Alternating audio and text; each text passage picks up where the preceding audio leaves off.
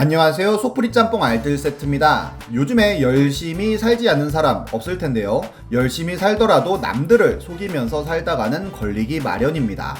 이번엔 인생 좀 쉽게 살려고 주작했다가 딱 걸려서 바로 하드모드 들어간 사람들을 모아봤습니다.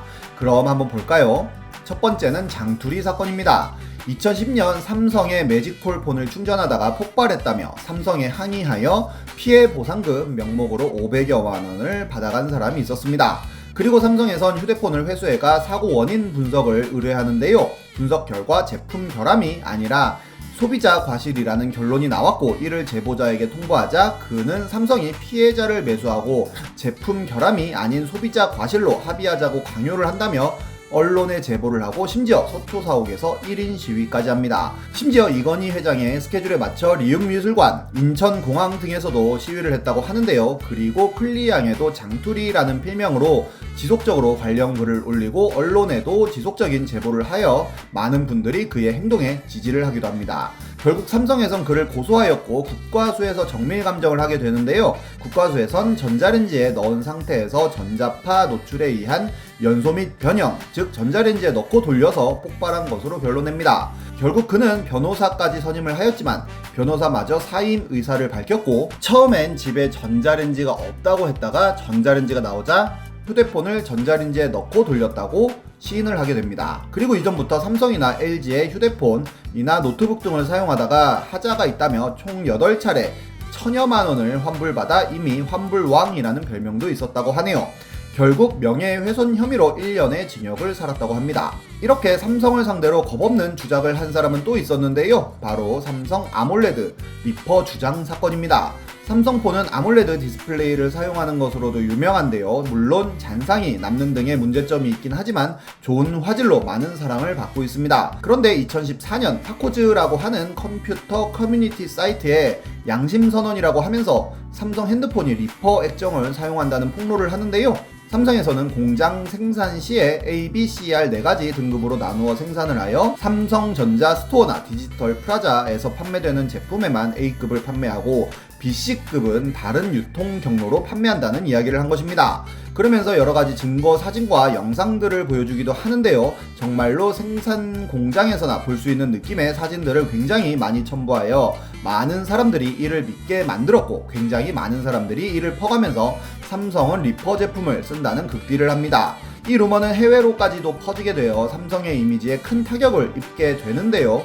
삼성은 바로 당일에 해당 루머는 사실이 아니라는 입장을 발표합니다. 그런데 자세히 살펴볼수록 이분의 글에 이상한 점이 많이 나타났는데요. 본인이 삼성 구미공장 직원이라고 밝혔지만 이 안의 모습은 삼성 공장 같아 보이지가 않았고, 삼성의 보안은 엄청나게 철저하여 2003년부터 카메라 봉인 스티커를 부착해야 출입이 가능했는데 어떻게 촬영할 수 있냐는 물음도 제기되었으며, 기본적으로 리퍼를 사용하려면 이미 사용한 중고폰이 있어야 하는데 출시도 하지 않은 폰에 리퍼 액정이 나올 리가 없다는 아주 단순하지만 확실한 의견에, 그렇다고 80%의 액정이 불량이면 장사 접어야 되는 거 아니냐는 의견까지 조금만 생각해보면 주작인 증거들이 너무 많이 나오게 됩니다. 그러자 글쓴이는 자신의 트위터와 파코즈에 블러를 넣은 사원증을 공개하는데요. 일반적인 삼성의 사원증과 다른 모양의 합성한 티까지 나면서 완전한 주작임이 밝혀집니다. 사람들이 그에게 이거 어떻게 된 거냐며 의문을 제기하였고,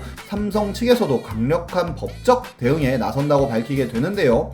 그는 삼성 직원으로 보이는 사람과의 채돈 캡처를 공개하더니 모든 정보를 공개하겠다며 선전포고를 했는데, 동영상의 자막과 시퀀스 부분이 잘못 처리되었다며 어영부영 넘어가더니 결국 아무것도 공개하지 못합니다. 그리고 결국 모든 글이 주작이었고 사원증 역시도 주작이었음을 고백하는데요. 폭로글을 올린 지 딱 2주가 지나서 구속되었고 업무 방해 등으로 징역 3년이 구형됩니다. 알고 보니 삼성전자 하청업체에서 3주간 근무하며 연출해 찍은 사진이었으며 삼성전자에 취업을 요구하다가 거절당하자 이런 짓을 벌였다고 하네요. 다른 건 몰라도 삼성을 상대로 작업을 하려고 했다는 게 정말 엄청난 강심장이거나 생각이 없는 것 같네요. 다음은 지렁이 단팥빵 사건입니다. 2008년 3월 빵에서 죽은 지렁이 발견. 이라는 기사가 나오는데요. 빵 사진도 첨부되었는데 뭔가 기사를 봐서 그런지 지렁이가 들어있는 느낌입니다. 그런데 사진을 자세히 보면 정말로 지렁이가 한 마리 들어있는데요. 새우깡에서 쥐가 나온 지 얼마 되지도 않아 빵에서 지렁이가 나오자 정말 나라가 뒤집힙니다. 신고자는 일을 하던 중 새참으로 나온 단팥빵을 먹다가 물컹한 것이 걸려 확인해보니 지렁이가 들어있었다고 진술을 하는데요. 삼립은 이 단팥빵을 생산 중단한 후 시중에 있던 4만 개의 제품을 모두 리콜 처리합니다. 워낙 국민적인 관심이 많이 쏟아지다 보니 즉각적인 원인 조사에 들어가는데요. 이를 신고했던 신고자는 갑자기 봉지를 개봉한 후 바닥에 놔둔 사이 지렁이가 들어간 것 같다고 말을 바꾸게 됩니다. 하지만 식약청에서는 단팥빵에 이물질이 들어간 구체적인 경로를 계속 조사할 것이라고 밝히게 되는데요. 실제로 지렁이의 습성상 피부에 팥 성분이 접촉하면 삼투압을 못해 질식해 죽기 때문에 일부러 단팥 속으로 들어갈 가능성이 낮기 때문이었습니다. 경찰은 삼립 관계자들을 참고인 자격으로 불러 조사를 하였고 공장이 있는 시흥시에서는 제조 공정상 지렁이가 들어갈 가능성은 낮은 것으로 판단한다며 결론을 유보하기까지 합니다. 하지만 얼마 있지 않아 단팥빵 제보자들이 삼립에 5천만 원의 금품을 요구한 것으로 밝혀지는데요. 그렇다고 하여 이들이 직접 빵에 지렁이를 넣은 것은 아닐 수도 있기에 아예 국과수에서 지렁이 감정에 들어갔는데 이미 발견된 지 닷새나 지나 말라버린 지렁이를 부검을 해야 한다고 하여 국과수는 난색을 표했다고 합니다. 국과수에서의 지렁이 감정 결과 지렁이가 원래 단팥빵 속에 들어있었던 게 아니라는 결과를 발표했고 경찰은 자작극일 가능성이 높다고 발표를 하였으며 거짓말 탐지기 수사까지 한 결과 결국 제보자는 구속되었고 집행유예를 받습니다. 이미 4만 개의 빵을 리콜한 삼립 입장에선 피해에 대한 민사를 소송할 수도 있었을 것 같은데 민사에 대한 기록은 찾아보기 힘드네요. 다음은 최저임금 안 주다가 보복 신고한 편의점 점주입니다. 2017년 일인데요. 19살이던 여학생이 10월부터 12월까지 CU에서 알바를 했는데 점주는 수습기간이라는 이유로 최저임금을 주지 않았다고 합니다. 알바는 일을 그만두면서 지금까지의 임금을 최저임금에 맞춰서 지급할 것을 요구했지만 오히려 알바생이 청소를 하지 않았다면서 거절했다고 합니다. 하지만 알바는 청소에 대한 교육을 받지 않았었고 지적받은 이유로는 청소를 했다며 달라고 하는데요. 사실 청소를 하지 않았더라도 최저임금은 주는 게 맞는데 이런 식으로 말꼬리 잡기를 했던 것입니다. 결국 알바는 노동청에 신고를 하겠다고 하는데요. 오히려 점주는 CCTV의 자료를 근거로 알바생이 20원짜리 봉투 50장을 절도했다고 신고를 합니다. 하지만 CCTV를 보아도 알바생이 봉투 2장을 사용하는 모습만 나오는데요. 경찰 조사 결과 40원치의 봉투 2장을 무단으로 쓴 것은 인정되지만 고의성이 없고 피해 금액이 경미하다는 점을 들어 무혐의로 종결합니다.